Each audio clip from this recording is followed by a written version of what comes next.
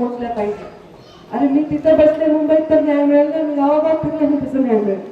तिथं पण कोणतरी पाहिजे ना, मांडावा मुद्दा कागदावर.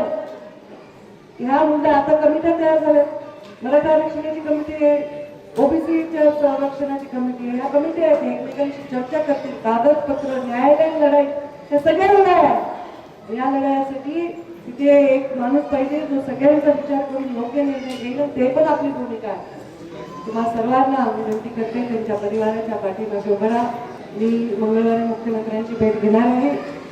त्यांना हेच सांगणार आहे की आरक्षणाच्या लढाईत जसा तुम्ही नियम सगळ्यांना लावलाय तसाच नियम यांना लावा आणि यांना न्याय द्यावा अशी विनंती मी त्यांना करणार आहे आणि ते न्याय देतील हा मला पूर्ण विश्वास आहे. एबीपी माझा, उघडा डोळे बघा नीट.